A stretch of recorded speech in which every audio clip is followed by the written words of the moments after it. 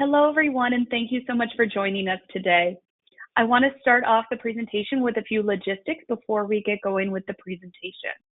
First, this is going to be a recorded webinar, so if you do not want to be on a recorded line, please hang up now. Also, we will be having a Q&A section at the end, so if you have any questions throughout the presentation, please enter them into the questions panel on the right-hand side in the GoToWebinar menu. With that, let's begin the webinar. Thank you and welcome to Best of Both Worlds, Achieving Seamless Migration to SAP on Azure. I would like to hand it over to Prabhat to get started. Great. Thanks so much, Caitlin. A very warm welcome to all the attendees. And it is my absolute pleasure to host you on this webinar. By way of introduction, I am Prabhat Kalathil, and I lead the regional operations for Nihilint in South Africa. Been with the organization for the last 16 odd years and wearing multiple hats. It has been a great journey, and I'll definitely be sharing a bit more about Nihilint as we move along.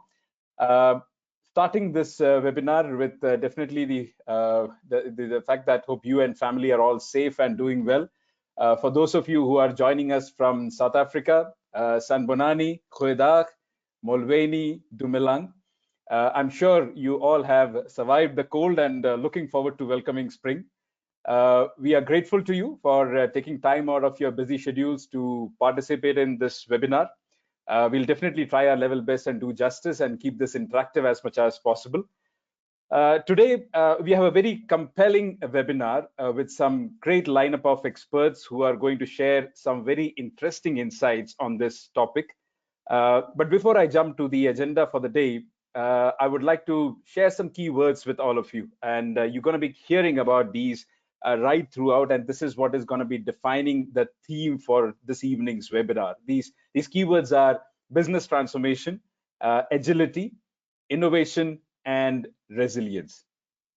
To set the ball rolling and the context for the webinar, I'm sure that given the situation that we are all in, locked up at home and working from our home offices remotely, we all agree that today one of the biggest points of discussion inside and outside the boardroom is how do we make our businesses more resilient. Business change, or what we call in the broader context as business transformation, is a battle fought on many fronts. And one of the most important is the modernization of core business processes. And when it comes to modernization of core business processes, ERPs have a great role to play. And by continuously optimizing enterprise resource planning systems, or ERP systems, enterprises can unlock new insights from business data for better decision making, as well as to identify new market opportunities. Organizations of varying size, scale, complexities have been using and optimizing ERPs to make their processes efficient, be it HR, inventory, finance, supply chain, and other areas for that matter. With these benefits inside, I mean, forward-thinking companies are upgrading to the latest ERP platforms and also moving them, quote unquote, moving them to a public cloud service to reduce, obviously, capital expenditures on one side, but also to increase agility, innovation, and competitiveness in the quickly changing market and the various functions that are provided by cloud and likes of Azure. And that is what you're going to be actually hearing from some of our experts on the webinar. And obviously the pandemic that we are facing has definitely put more pressure on organizations to become more nimble, more agile. Traditionally ERP systems have certain limitations when it comes to the level of agility that was required to deal with the uncertainty the pandemic actually brought in. So organizations that had already migrated to ERP systems to a public cloud were able to make changes in their operations relatively easily, and in order to maintain high levels of customer service, optimize their internal operations, reduce costs by scaling back service levels, and create a resilient supply chain that could adjust quickly to the changing demands. So all in all, I think it is absolutely evident that cloud is what can obviously fast track and catalyze your entire business transformation story when it comes to ERP systems, and definitely when it comes to SAP. And that is what the core purpose of our discussion is today. So if I can just quickly touch upon the agenda, what we'll be covering today. I'm going to be sharing a little bit about Nihilint, who we are, what we do, followed by my colleague Yogesh, who's going to talk about Microsoft, the alliance and the partnership at Nihilint, and followed by Paul Vermaak, who joins us from Microsoft South Africa. He's going to talk about Project Embrace and the partnership between Microsoft and SAP, followed by Sabahat, who is going to talk about specifics of Nihilint and how we see SAP on Azure as part of our go-to-market and one of the key capabilities that we that can help assist our clients and prospects in terms of achieving their broader transformation goals, followed by a way forward and a Q&A. So that's the broad level agenda for the day.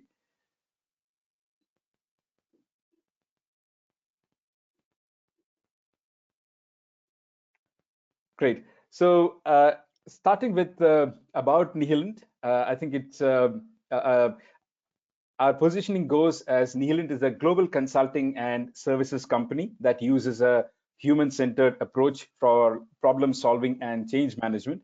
Nihilint was born here in South Africa back in the year 2000, so 20 odd years of association with the country. In fact, as of last month, we've completed our 20 years of existence. And as far as the global presence is concerned, we are spread right across all the major continents. We have offices in Australia, Asia, Europe, and North America. In these 20 years, we have partnered and worked with client organizations of varying size, scale, and complexities across industry segments, including banking and financial services, insurance, healthcare, retail, oil and gas, manufacturing, public sector, services, and number of startups. Definitely, in order to deliver on our promise, we do have a bouquet of service offerings that range from business transformation consulting, where we deal with crafting and executing change journeys for our clients. These are largely engagements that we undertake and carry out when it comes to business transformation and business change. We do assist our clients in digitalizing their businesses, writing digital strategies, helping them execute. And it also deals tremendously on usage of various cutting edge technologies, as well as enhancing interactions on digital channels, what we also term it as interaction design. With the very intent, we have got a state-of-the-art user experience laboratory at our offices here in Bryanston, which is one amongst three. The second one is in Pune at our headquarters, and the third one is in Dallas. We have extensive capabilities across various aspects of data and analytics. And last but not least, we deal extensively across various aspects of technology transformation, where on the back of some key partnerships with the likes of Microsoft and SAP, we help our clients to achieve their business transformation objectives and goals. So that actually shares a complete holistic view of various offerings that we bring about in terms of ensuring that collectively you have a partner who can bring in the best of all worlds, that is business consulting, technology, data and analytics, and cutting edge technologies that include likes of cloud, mobility, IoT, blockchain, and etc. Next slide, please, Sabat. Before I hand it over to Yogesh, who's going to come in and talk about the specifics of our Microsoft competence and capabilities, I briefly wanted to touch upon our SAP capabilities. So as you see in the screen, the operations expand over 2 decades of extensive SAP capabilities. We have more than 200 odd customers spread globally. The engagements talk about more than 500 odd. We embarked on the S4 HANA journey at a very early stage. In fact, the first 5 S4 HANA conversions were against our name, and till date we have done 50 plus odd S4 HANA implementations.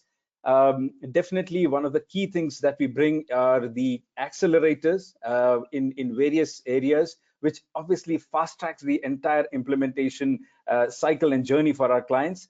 There are certain set of qualified solutions that are up there, which we have developed, and it is in the SAP repository. And yes, last but not the least, we have also got a number of excellence awards against our name.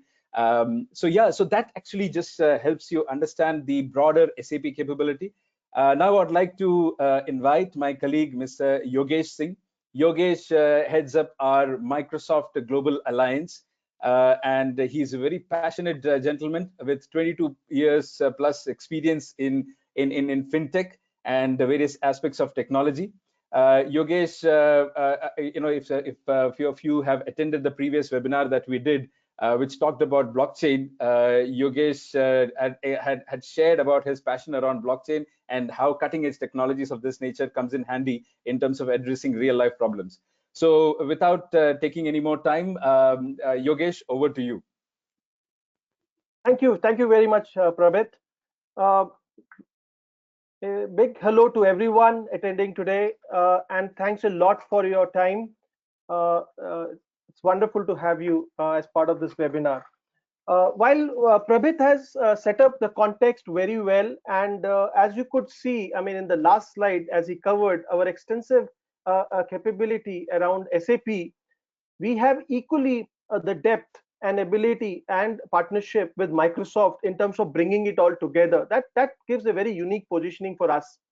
I want to begin with SAP's vision for intelligent enterprise built on S4 HANA, which actually talks about, the idea is all about transforming an organization from the current state, which is all about fragmented business processes, highly customized applications, say broken data architecture, and so on, to becoming and leveraging the power of an intelligent enterprise.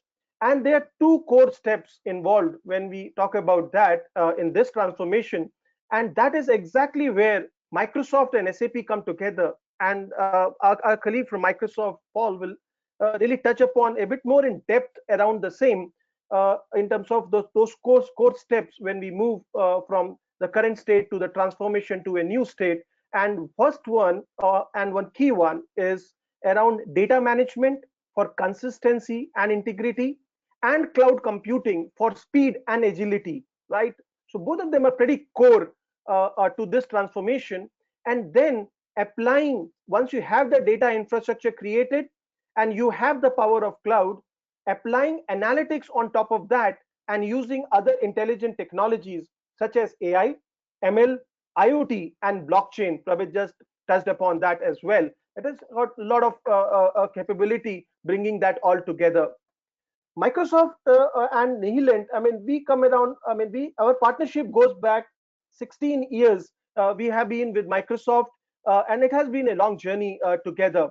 While we are a go-to partner for some of the specific practices such as data, AI, Power Platform for Microsoft, but we also working in different regions globally with Microsoft. We also contribute for many such initiatives. I work very close to Microsoft product teams in Redmond and contribute to that as a partner of choice. And in this, I mean, I'd like to really share about some more things that we have been able to deliver. Nihilent in last 6-7 years has delivered some very large data infrastructure, data hub on cloud for various customers spread across FSI, banks, in terms of retail and manufacturing, and have delivered on variety of analytics on top of that. We are very uniquely positioned when it comes to our partnership with Microsoft. On one side, as Prabhat touched upon, we provide consulting for business transformation. On second side, we are able to help build those large data infrastructure, provide visualization on top of that, and then do analytics, right? So that is how we are uniquely positioned. Now, I would like to invite our friend Paul Fermek from Microsoft. He spent almost 14 years at SAP, and post that, he's now with Microsoft for last 3 years, a specialist for Azure and SAP with Microsoft. Over to you, Paul. Thank you very much, Huguette. Hello, everyone. I'm Paul, and it's great to be talking to all of you. So what I really want to do is I want to talk about Embrace and about the partnership between SAP and Microsoft and Neeland, and how that actually benefits our customers and what the value is that customers can unlock in terms of this entire agreement. So if we go to the next slide, we'll see that in 2019, SAP interviewed a large number of their customers. And of these customers, they said 80% of those customers said they're not going to be using traditional data centers by 2025 anymore. And today, as it stands, 68% of cloud services are delivered by hyperscalers and not just infrastructure providers. So customers are really looking to go beyond just hosting infrastructure, and they want to unlock all of these enormous and fantastic innovation capabilities that hyperscale environments actually unlock. Now, at the same time, there's a lot of customers that's really looking into S4 and that are busy and actively looking at migrating their current ECC environments, to S4. There's enormous value unlocked, that's available for customers to be unlocked when they adopt the intelligent enterprise. And whereas, almost 3/4 of customers indicated that they are going to adopt S4HANA, more than half of those said that it's going to be happening within the next 3 years. So there's a lot of customers currently looking at migrating to S4HANA. And I think of the customers that says they want to make that move within the next 3 years, 72% are actually saying that they're going to deploy S4HANA to the cloud. Now, there's a whole bunch of reasons why organizations are looking at cloud for migrating their SAP workloads on. I think to a large extent is the fact that there's enormous cost savings to be had, just because of the economy of scale that cloud provides. The flexibility that the infrastructure gives you in terms of right sizing, tight sizing, and snoozing the environments. But there's also enormous capabilities within these cloud platforms for organizations to unlock additional values. We talked earlier about the likes of AI and blockchain and cloud and planetary scale analytics. And all of these things are really being made possible by cloud. As a matter of fact, I think a lot of these kind of capabilities will be very difficult and very costly to do without cloud. And I think as such, SAP and Microsoft came together because a lot of organizations rely and have been relying on Microsoft for their business productivity. And a lot of customers have been relying on SAP for their business processes. And jointly, we serve a lot of these customers that's now interested in migrating S4 or the existing SAP environments to the cloud. So the problem is quite often customers want to move, but they're getting conflicting messages, So, hyperscalers, systems integrators, and even SAP would have conflicting views on what the best way is to get from where you are to the cloud. And what customers want is a simplified set of tools and methodologies to really reduce the risk out of this migration and to make it easy for them to adopt these best practices. So what is Embrace about? And really at the core of this is a strategic alliance between SAP and Microsoft to simplify your journey, to S4 in the cloud.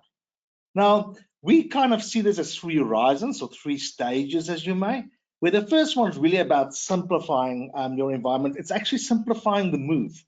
And I think the core message here is just by running your SAP and your infrastructure in the cloud, that's not where it ends. That's actually the first step of your journey into the cloud. So we want to make it as easy for you to land your SAP applications in the cloud and make it simple. Now, once you're running SAP in the cloud, you unlock enormous potential and enormous value in all of these capabilities, and it allows you to accelerate your transformation. So cloud combined with SAP S4HANA, as the intelligent enterprise, really gives you this digital transformation toolkit that you can use to accelerate. So suddenly you've got the ability to use machine learning and to use analytics in a new way and in real time. And this is allowing you to accelerate your digital transformation. And ultimately, you're going to end up with brand new business models. So this is going to allow you to innovate and come up with brand new things that you want to do. So Embrace is about getting you into the cloud. then utilizing the capabilities of the cloud to accelerate your digital transformation journey, and then lastly, to innovate you, to let you create brand new business models. So let's have a quick look at what does it actually look like. So on the next slide, we see there's 4 key components of organizations wanting to move and what Embrace is about. So the first one is, and I'm starting in the top left corner, we're talking about market approved journeys. So what we have done jointly between Microsoft, SAP, and our partners, we've created market approved journeys for customers by industry. So what we do, we don't just find a technical way to get you migrated. We actually look at you at the industry, and we envisage the future for you as an organization and where you actually want to end up. And this is determined by the trends and things that are happening within this industry. Now, within retail, we're talking about these individualized customers, customer set of one. We're talking about bespoke manufacturing. We talk about predictive maintenance in asset-intensive industries. And all of these different capabilities is there to get you from where you are now into a business that's really ready for the digital age. And we've jointly created these market-approved journeys. And ultimately, you're going to end up using capabilities and services from SAP. There's great modules and functionality within the SAP software. There's great functionality available within Azure. And there's great functionality and guidance provided by our partners in terms of industry know-how. So this is what you get in terms of the market-approved journeys. So this is underpinned by reference architectures that's been jointly developed. So this really makes sure that your infrastructure runs as well as it can. It makes sure that you've got highly available systems that's scalable, that can grow. When we look at Azure for SAP infrastructure specifically, and also in the context of South Africa, we have the ability right now to deliver SAP HANA certified capabilities, for machines up to 4 terabytes in a scale-up configuration in both the ZA North and ZA West regions, which is Johannesburg and Cape Town. We have the ability to scale out for BW workloads, up to 30 terabytes. And very soon we will be launching our MV2 series machines, which is going to allow single machine VMs of up to 12 terabytes in memory. This is bigger and more than what any other competitors can currently offer in the market. And likewise, when we look at the regions and compliance certifications, it's right now from an Azure perspective for SAP, it's more than the rest of the hyperscalers combined. So we truly and honestly believe that from an infrastructure perspective, we have a great story to tell to make sure that we run your SAP applications in a very performant and scalable manner. And this is underpinned by this reference architectures. The third component is the optimized platform. So the platform that you run on is not just the infrastructure, but it's all of these platform services, right? So when we talk about business objects now being able to run on SQL as a platform service, the ability to actually connect to SAP Cloud Platform services within Azure, and all of these third-party applications, Microsoft has got an extensive list of partners that build ISV solutions running in Azure. And all of these capabilities are available to you with very low latency, between your SAP infrastructure and where these other applications live. And then lastly, we talk about the Embrace engagement and services. And really, we're bringing together the best of all worlds, where you get the best from the partner, the best from Microsoft, the best from SAP, where we actually come up with a joint service plan. And this is where these best practices come in terms of getting you migrated from where you are to where you want to be. So let's have a quick discussion about the benefits, right? So on the next slide, when we talk about benefits specifically for customers, we can see that when we come together, we've got aligned specialist expertise. So once again, we have almost like structurally expertise coming together from SAP, Microsoft, and our partners in terms of the technical capabilities, also functionally from an SAP side.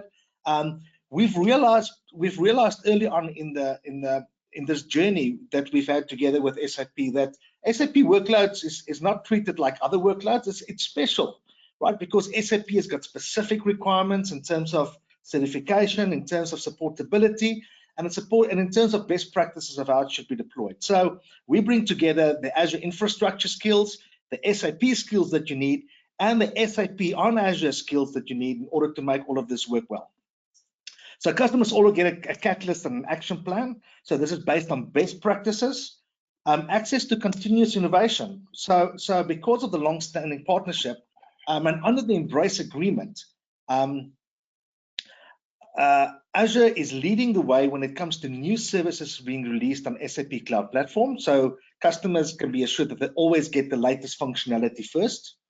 But we're also working together in a variety of other fronts, and it can be simple things like using single sign-on with Azure Active Directory, using Azure Data Lake to archive your SAP data, and for example, using Leonardo's IoT capabilities and having that tightly integrated with Azure IoT Hub. So all of this continuous innovation that's happening on an engineering level is going to benefit you as a customer. So, and lastly, we take a very comprehensive approach, right? So what we're doing is we are not just covering the technical capabilities in terms of the migration, but we also look at this in a strategic way where we say, where do you want to go as a business and what are the capabilities that can be unlocked, and what's the value that this is going to give you? So lastly, on the next slide, I just really want to talk about how we typically go and approach this. And you can see now it becomes clear because what we do is there's kind of 4 key deliverables. So in a typical Embrace type of engagement, we take between 30 and 45 days to actually build up these 4 different elements that underpins a migration if you're going with the Embrace go-to-market approach. So the first one is the strategy and business drivers, right? So we look at why your business needs strategically to move, what are the key drivers in your industry, and why it makes sense from a business perspective. And this is provided by our partners with their IP in terms of industry. Also from an SAP perspective, and the value engineering team. Secondly, we're looking at the technical architecture, and once again, this comes from the joint engineering efforts where we say this is the best way to actually get your SAP environments and the best way to deploy your infrastructure from storage, networking, backup, and all of these other things that you need. Thirdly is the migration and managed services. And this is where Neelan comes in, right? So they're experts in doing these kind of things where they do migrations, and you'll see a lot of examples of this coming up. And all of this ultimately is underpinned by a business case because there's business value being unlocked by S4, but there's also business value unlocked in terms of IP that the partner brings and business value that's being unlocked in terms of cost savings and infrastructure level. And that kind of sums up the Embrace message. So thank you very much, and it's back to you. Awesome. Great. Thanks, Paul, for that very insightful presentation. Paul, before you go, sorry, I was like very intrigued by what you mentioned when it comes to really unpacking new business models and some of the aspects that you touched upon, that how the Leonardo IoT model integrates deeply and the ability for utilizing the Azure data lake competence and capability. I'm sure that the innovate, quote unquote, aspect of this entire SAP and Azure is something which still requires a lot more deliberation, lot more engagement with clients and prospects out there.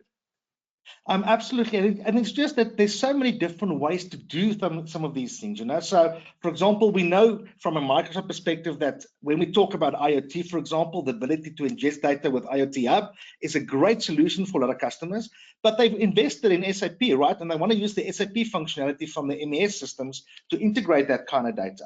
And in many cases, the question comes, where does my SAP piece stop and where does the Microsoft piece come in? Do I use Power BI or do I use Business Objects or SAP Analytics Cloud? And ultimately, Embrace is about clearing up that confusion and giving customers the best choice, looking at what they already have, the skills that they have, and ultimately what the business outcome is that they want to achieve. And Prabir, by the way, I think you know more greetings in South African than I do, so I was very impressed by that in the beginning. No, thanks, Paul. 16 years actually, teaches you a lot of things. So definitely try to, this is like, first home now. But thanks, Paul. Thank you so much. And I think some of those aspects about how the confusion is actually cleared out and how do we bring these two aspects very closer to extract maximum business benefits is something that we're going to be actually touching upon in the subsequent part of the webinar. To take us through that experience, I'm going to invite Sabahat. Sabahat Kazi, as we know him dearly, has more than 25 years of experience, out of which 22 years has been in the SAP ecosystem. So he lives, breathes, eats, talks SAP.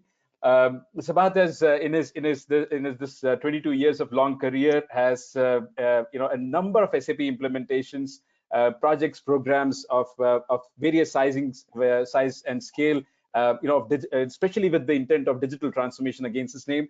He has also been driving development of various innovative solutions and has been driving a practice and of very young, enthusiastic SAP consultants, and has got global experience, and is a very active part of our leadership team at Nihilin in terms of driving this entire SAP competence.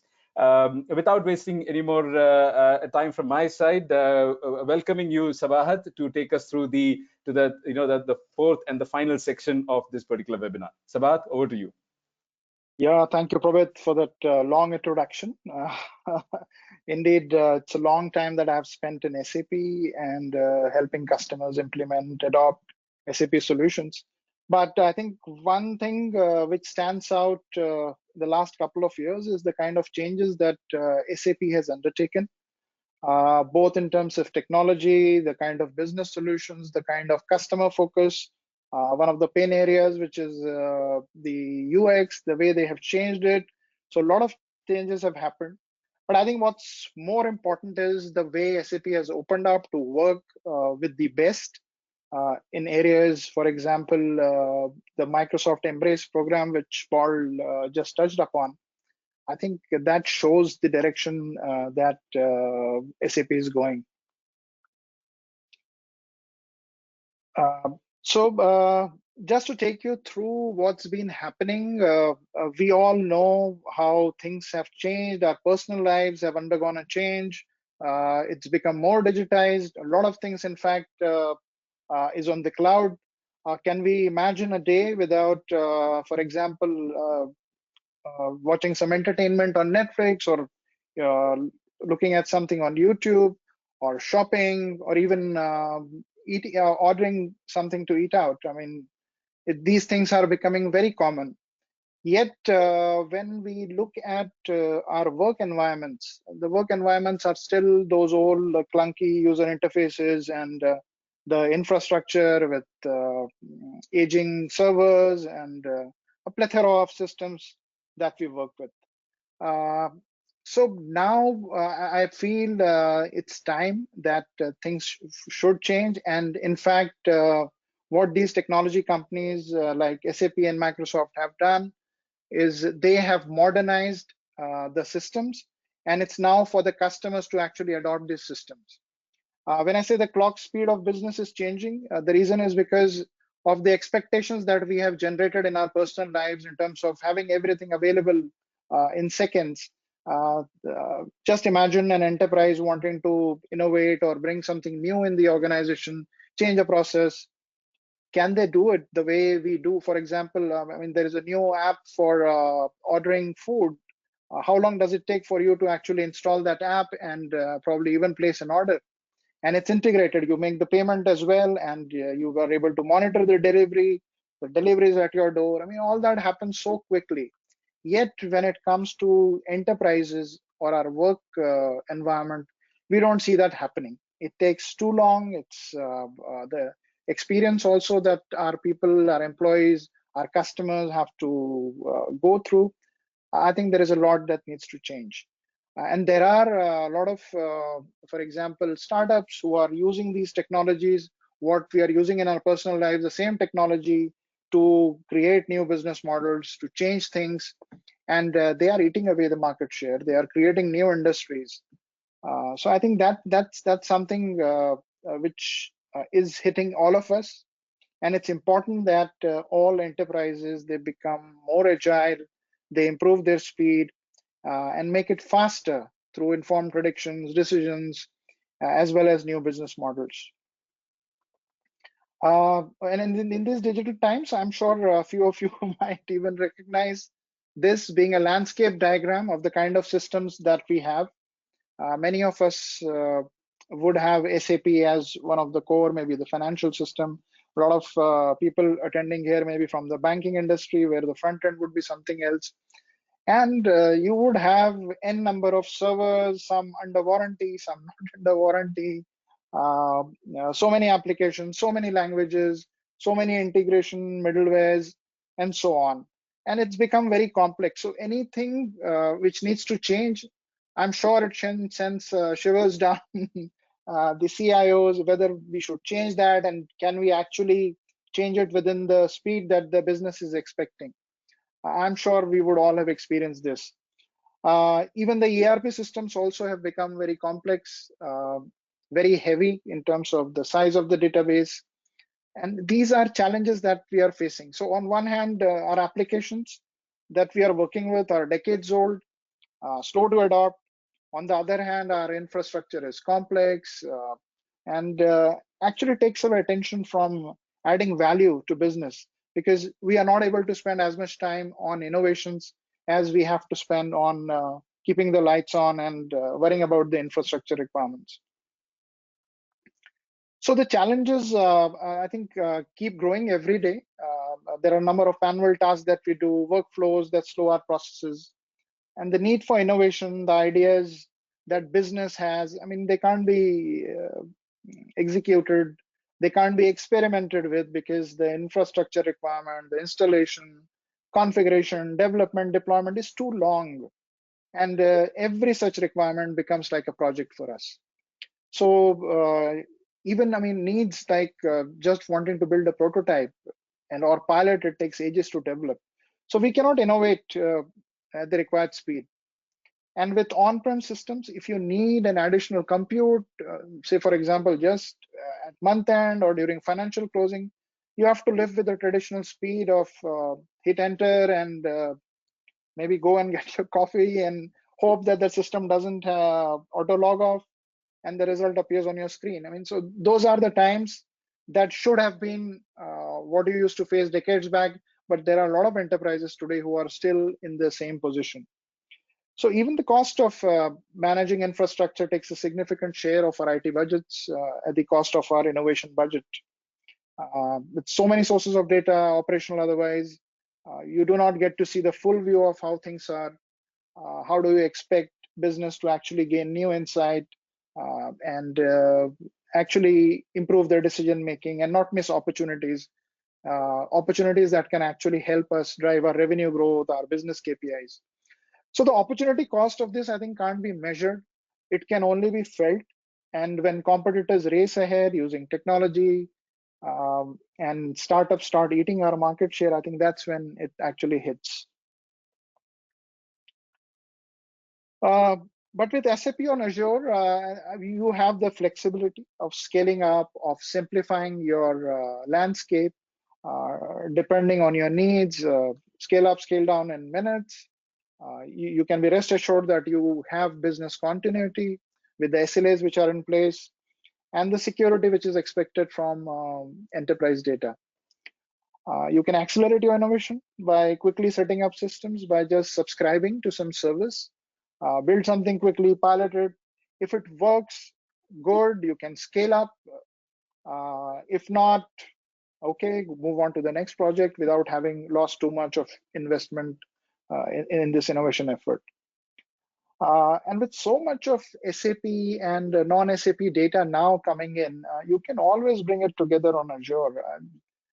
Every business is now looking at how they can get 360-degree insight on their customers, on their brands, on things like sensors, for example, appliances, equipment, employees, and so on.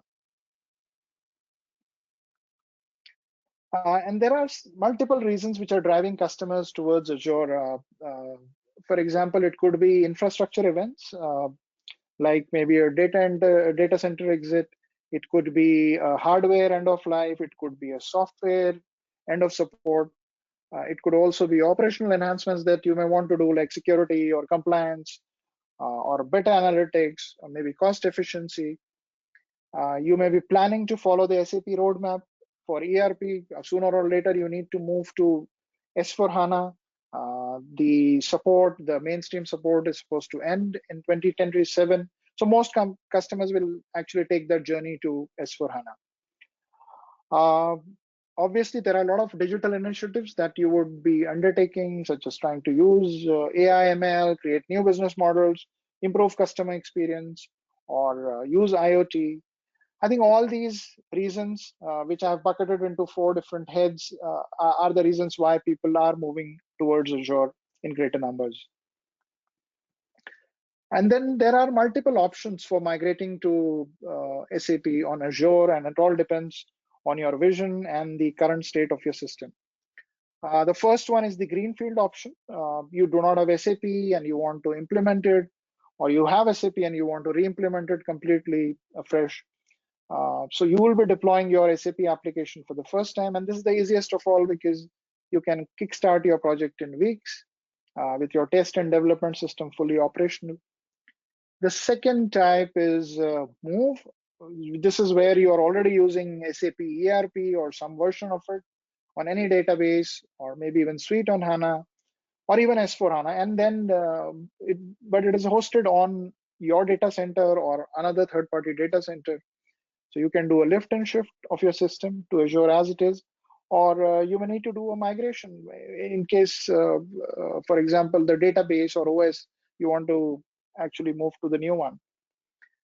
Third is you have everything in place. You have recently done the move. You're using a data center, for example, but you want to set up your DR system while your QA development productive workloads continue to operate as it is.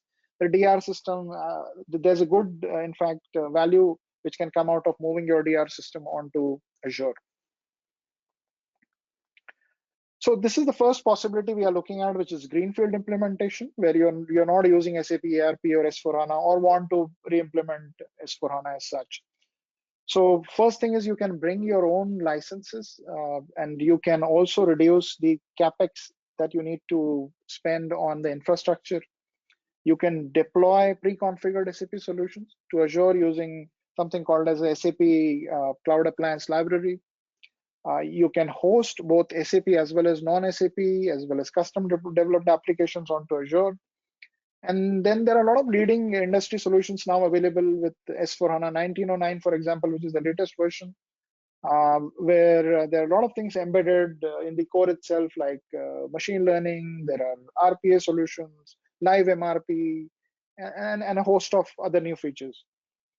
The Azure, obviously, the HANA is certified with the scalability that you require on Azure as infrastructure as a service. And you can save the running costs by provisioning systems to run only when they are needed. Many times the sandbox or dev or test can be shut down when it is not required, saving you on the costs. Second major thing is move, where you are already using SAP and application and you want to actually move this to the cloud or to Azure. First is the lift and shift to the cloud as is. You have lift and migrate to cloud. You also have an option of lift and shift migrate, as well as migrate the database onto HANA, which is the HANA DB migration, or what many customers are opting for, which is transforming by implementing S4HANA or converting their older ERP ECC systems to S4, either through consolidation or through re-implementation or through greenfield. We'll see what each of these are in the coming slides. So first I mentioned is the lift and shift to the cloud. This is an as-is migration where your existing SAP instances are just moved to the cloud without any upgrade or any updates to the SAP applications. This is the simplest migration that you can take. It may involve some change in the application design, primarily from an interface perspective, but no changes in the application functionality. You may also opt for updating or upgrading your operating system or database during the course of the migration as well.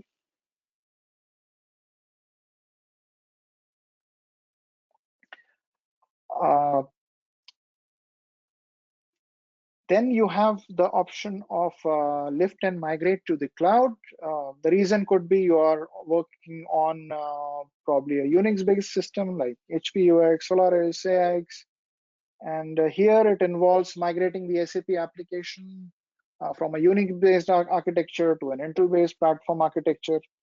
The changes are at the operating system, database, and the SAP kernel level, while your core functionality would remain as it is.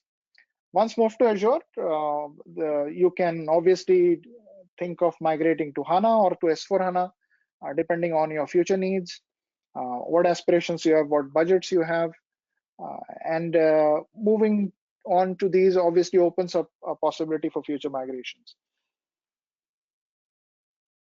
The third one is lift and shift, migrate to cloud, and also migrate or shift from any database that you may be using onto HANA database. You can then leverage the benefits of the HANA database by moving from traditional to HANA. This you can call it suit on HANA as such, and the customers need not go through a conversion process. So from an application perspective, there aren't too many changes which are there. Only thing is the database changes to a columnar in-memory database, and you can get the benefits, like for example, the increase in speed, the reduction in the database size as well. It's kind of non-disruptive in the sense that there's no change in the applications as such. You can move very easily. In fact, many customers also use this opportunity to move on to using Fiori-based apps, so mobile enabling SAP, which is a big requirement. In fact, especially during this COVID crisis, we found a lot of customers who were already using HANA or who were on S4HANA found it much easier to operate from remote, even from work from home, and people who did not have that mobile enablement faced a lot of difficulties as such. And the fourth within the option within the move is obviously the transform to S4HANA. S4HANA is, as Paul also mentioned, it is the core of the intelligent enterprise framework that SAP has. So a lot of digital innovations, embedded analytics that are available.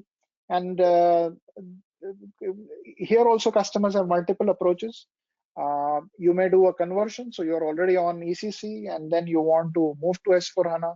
So you want to keep your transaction data, whatever you have generated over the past so many years, keep it in the system as it is. You can do a conversion. There are many customers where the business models have changed or where the processes have changed, the enterprise structure has changed. They are opting for what we call as a greenfield implementation or a re-implementation, where you redesign your processes for the new digital world.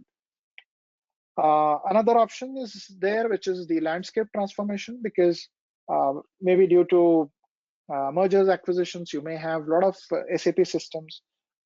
Maybe for certain businesses, you are using some other version of the system. And then now you want to actually consolidate all of that into one single system. So that's the landscape transformation that can also be done to move you to S4HANA.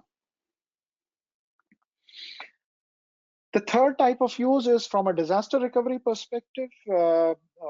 Customers can actually combine the Azure infrastructure services with the HANA system replication to architect a disaster tolerant HANA system. And DR can be implemented across various availability zones available globally. There are so many data centers, regions which are available on Azure. You can also have maximum cost optimization, in fact, with this option, because DR on Azure cloud saves you the expenses. It actually doesn't consume as much memory as a production system. So you can keep it on only when you actually are doing a DR drill or when the DR system actually needs to be activated in case of a real disaster. And the primary system is down, that's when the high memory requirement comes and you can scale up and start using it. So in summary, I think customers can benefit on multiple fronts by adopting SAP on Azure. Paul has explained the Embrace program, and I would again like to reiterate that the relationship between SAP and Microsoft is far beyond the infrastructure as a service play. with a joint reference architecture, integrated offerings, co-innovations in areas like SAP Cloud Platform, for example, as well as the integration between SAP and Microsoft solutions like O365. With this strategic partnership, I think there is a lot of collaborative work which is happening between SAP and Microsoft, and you'll see more and more solutions where the two come together and leverage their strengths to give customer a seamless experience. We in fact set up something on SAP Cloud Platform where we also incorporated Microsoft Cognitive Services. As far as the customer experience is concerned, it's seamless. The customer won't even know what you're using in the background. So I think this sets you up to take on your digital transformation and the vision of the intelligent enterprise forward. Secondly, with the largest of workloads of any hyperscalers and the best SLAs, you don't have to look back at your infrastructure requirements. You can always optimize your costs through scale up, scale down, depending on demand, and pay as you go. In fact, you can shorten your sizing horizon also. Typically, we would size for any SAP application over a period of 3 to 5 years, but now you can do it just for 6 months because you can always upsize pretty quickly. And you can also monitor the costs and optimize easily using maybe snooze your sandbox, dev and test systems when not in use, and save on the cost. Third, with the secure Azure data centers, regions, the dark fiber network, the private connections, and the data residency offerings, you can be assured of reliability as well as compliance, and your data can be more secure, even more secure than the private data center that you may have, and you can meet the most stringent of security compliance requirements. Fourth, you can combine SAP and non-SAP data for better analytics and insights. The world is no longer talking about or using only the operational data that comes out of an ERP. There is a whole lot of things. There's social media feeds that you want to incorporate, maybe data from things. Paul touched upon the Internet of Things as well. So you can bring all that together for analytics, which can give you insights, and those insights can be converted into action for more higher revenues, for better profitability, for better customer experience as well. So coming to the way forward, what we should be doing, I think it all starts with your vision. What is the way forward that you are thinking of? So formulate your vision and requirements. Nihilan can help you in that as well. Decide on which workloads you plan to move, whether you want to adopt a hybrid approach or you want to move all your workloads onto Azure, whether you just want to do a lift and shift or you want to transform using S/4HANA. With our capabilities across Azure as well as SAP, we can help you with that. This can be followed by an assessment exercise, a very detailed workshop, use of tools that we have, which can help determine the compatibility, whether we can do it, what all will be the changes that we need to do. And we can propose an Azure roadmap for you with the project effort and also help build a business case for you to move on to Azure. So with this, I think I'll open the webinar for any questions that you may have from any of us. Yeah, over to you, Caitlin. Great. Thank you so much, Sabat, and everybody else for the presentation. That is wonderful. Just another reminder, if you do have any questions, please enter them into the questions pane in the GoToWebinar menu. But we do have a few questions already, so we will start with those. The first question is more for Paul. So this one, as part of the Simplify strategy, how does the move to S/4HANA on Azure reduce complexity and mitigate risk? Okay, cool. Thanks for the question. So I think to a large extent, let's start by talking about risk and security, right? So Microsoft as an organization spends in excess of $1 billion per year just on security. And these are some of the benefits that you almost get just by migrating your S4 workloads to Azure. There are some things you have to do. There's some joint responsibility around that. But in terms of complexity, in terms of utilizing some of these platform services and the ability to automate the underlying infrastructure, you really reduce a lot of the complexity typically, associated with SAP. If we take something as simple as, for example, being able to use the Azure network backbone for running like global centralized instances of SAP with a global SD-WAN solution, you have the ability to actually route all your network traffic. All of that complexity is being taken care of. And we find that a lot of our customers are in the business of running their business. They're not in the business of running networks and data centers and things like that. It's not necessarily a skill that they feel differentiates them. So the ability to utilize infrastructure as a service and some platform services really reduce a lot of risk and complexity.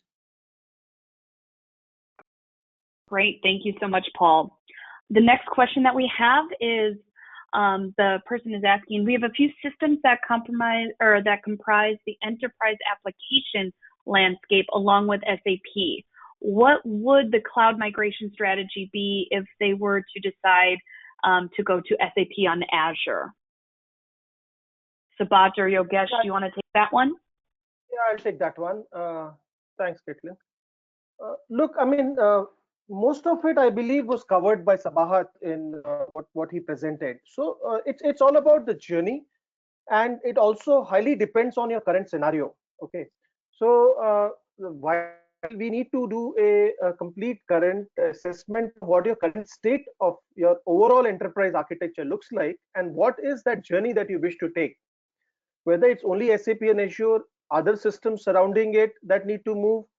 That all needs to be really put together, and depending upon your current scenario, then we need to put a strategy together for you to migrate. And many of those options Sabat actually covered.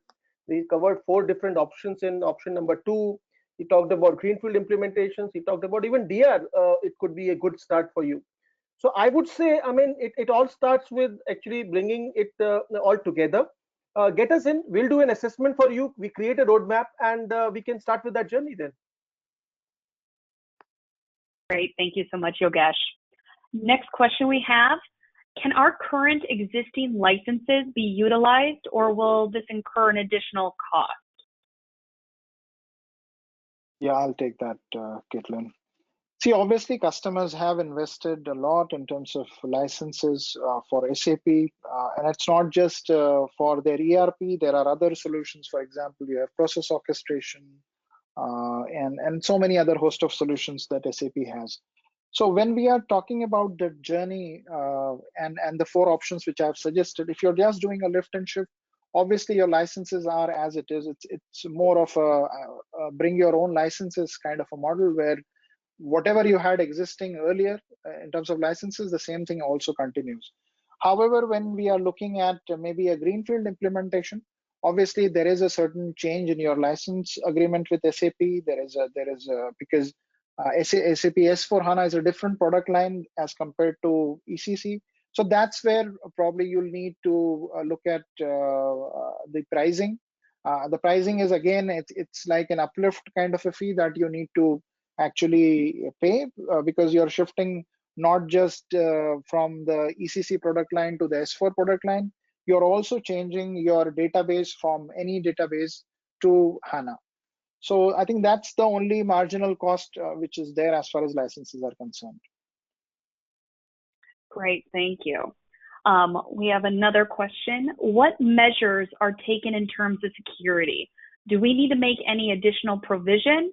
Also, how does it support single sign-on with multi-factor authentication?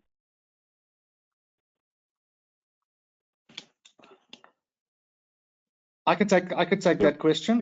Perfect. Yes. Sorry, just repeat. I zoomed in on the latter part of the question. What was the first part of the question again? Kindly repeat. Yes.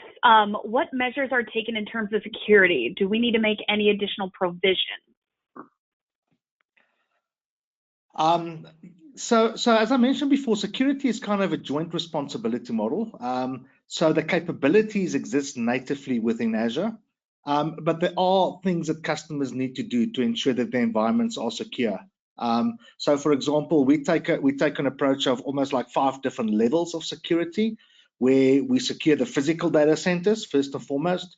We secure and encrypt all data in motion and at rest. Using things like network security groups, we limit the communications between different parts within the SAP environment and between the applications in the database. And then there's also security in the sense of around the perimeter in the network, and how that's being protected. So customers need to enable first and foremost some of these capabilities, but the native capabilities are there. So when we look, for example, at things like Security Center, where we actually do monitoring of different security events, and all of these things are being tracked. So it's a joint responsibility model from a security perspective, but all of the capabilities are there. Around the second question, when we talk about specifically multi-factor authentication, so where we do use SAP single sign-on in conjunction with Azure Active Directory. Azure Active Directory enables things like multi-factor authentication on the Azure Active Directory side, and this gives you, in effect, single sign-on capabilities into SAP. So it really augments and really works very nicely together. Great, thank you so much. And then we have one more question. Well, I know we're at time, but we'll sneak this one in as well. How do you determine the total cost of ownership for migrating to HANA for staying on-prem? This is still a stumbling block to moving to S/4HANA and Azure. I can also take that one, unless Nederlands, anyone on your side, guys? But I'm happy to talk about. I'm happy to talk about the process that we typically go through. I think a lot of organizations, when they look at the total cost of ownership, especially when you're comparing it against something like an on-premises solution, is to make the mistake of taking the Azure cost and comparing it to the cost of acquiring new hardware. Whereas in fact, there's multiple factors that you need to take into consideration. So for example, I find that in many cases, things like people costs are an enormous contributor to the total cost of ownership of the solution. But we also look at things beyond that, you know, from an infrastructure perspective, power, cooling, the cost of installing cabling and networking, OS licenses, all of these things actually need to be taken into consideration. So we take a templated approach when we do like a business value assessment, and ultimately what we do, we do a total cost of ownership, taking all costs into consideration between various options over a number of years. I think for me, the big benefit is when we look at cloud is the ability that your environment can grow and shrink. So you're not committed to a specific sizing for 5 years. So that's an important factor to take consideration. I mean, I've also done it in my days at SAP. Everyone, you know, the trend was and still is to take a cautious approach when it comes to sizing. You don't want to be the guy that undersized the system. So in many cases, we find that when we as Microsoft, for example, migrated our own SAP environments onto Azure, we found that our data center was running at around 13% capacity. And that's the case for many customers. So it really takes a lot of that risk out of the conversation. But ultimately, the TCO exercise is about making sure that you're doing a like-for-like comparison between the various options.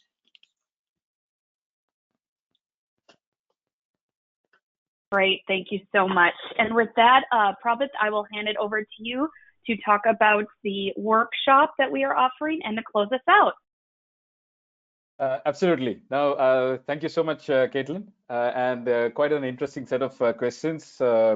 And I'm sure you all who are attending the webinar today have got a great value out of this. I mean, I personally have learned a lot.